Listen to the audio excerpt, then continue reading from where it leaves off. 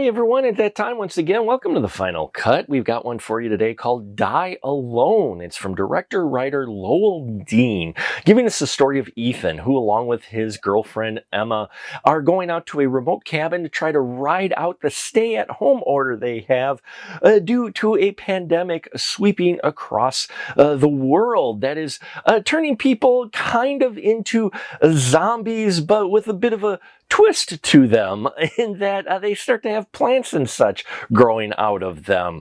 Well, along the way, there's an accident and suddenly Emma disappears. And as Ethan goes out in the dangerous world now of infected to look for Emma, he crosses paths with a survivalist named May.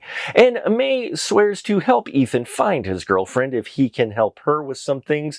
And unfortunately, Ethan suffers from amnesia bouts to where he will just pass out and suddenly forget where he is, who he is sometimes, his memories vary with each amnesic bout. And May tries to help Ethan remember who he is while also having something under her own plan. And we see how Ethan deals with trying to have a normal life, having the bouts of amnesia, finding his girlfriend, and also figuring out what May's angle is. Die Alone is like this is sort of like Memento meets Walking Dead with a little bit of The Happening in there and maybe some Last of Us as well. And I liked it. I was surprised by this. I did not expect anything from this film, direct-to-video film, but I do enjoy the cast in here. And Lowell Dean, who gave us Wolf Cop and Wolf Cop 2, taking a more serious note with a subject that is going to hit home for some folks as far as the idea of a pandemic infecting people, and giving us a bit of a variation, a creative variation on the zombie story. And I loved that. I loved the story Lowell Dean came up with. There's enough changes in here that keep you interested, keep you vested, wanting to know more of what's going on in this world that these characters live in. And I really enjoyed what Lowell Dean came up with. And, of course, there's a twist. Now, I did see the twist coming. I'm going to say that. But that doesn't make the twist any less cool. And that's thanks to the performances of this cast. First off, we have Carrie-Anne Moss. Yes, from The Matrix. She plays the survivalist May, and not only does she get a chance to kick ass, but she shows some emotional sides in here, some depth with the May character.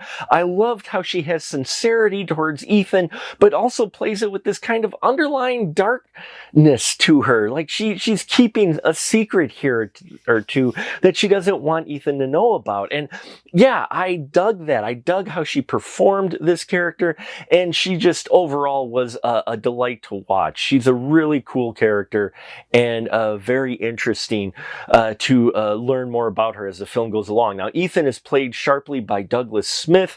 You buy into his amnesic bouts of what he's going through. You feel his confusion. We get flashes and sometimes longer scenes of his memories of what he's remembering, but they're a bit out of order as well. So, it keeps you connected to Ethan as you want to know more about what happened to his girlfriend and what some memories of his history. And yeah, it's very interesting of how that plays out. Now, Emma is played by Kimberly Sue Murray. We don't get a lot of scenes with her, but where we do, she feels like Ethan's girlfriend. She's someone who understands what he goes through with his amnesia bouts. And yeah, Emma, played by Kimberly Sue, I think she did very well in here. Would have liked to see more screen time with her. And also Frank Grillo shows up in here. He doesn't have a lot of screen time, but the screen time he does have, he makes the most of, and it's always great to see Frank Grillo. I always enjoy his performances. He playing the gruff family guy who's trying to protect his family, and he crosses paths with Ethan and Emma, and we get this in a flashback scene. And yeah, I really loved Frank Grillo. Always great to see him on screen. The production value is high. Makeup effects look fantastic on these infected folks, plants and everything growing on them and such. And it just looks really cool. Some really cool visuals in here. And yeah, Die Alone, I think, is worth your time. Looking for a variation on your zombie film. If you like films that deal with kind of out of order events and such, and yeah, films that just have a cool premise with some cool actors, Die Alone is going to be for you. Check it out. VOD and home entertainment download soon across the seas. I think it's out now in the States. But yeah, I think it's worth your time. Thank you so much for watching, by the way. Appreciate every single one of you. Help us get to 4,000 subscribers before the end of 2025. We can only do that with your support, so like, subscribe, bells and whistles, and all that here. I thank you, and until next time, remember, keep that ticket stub.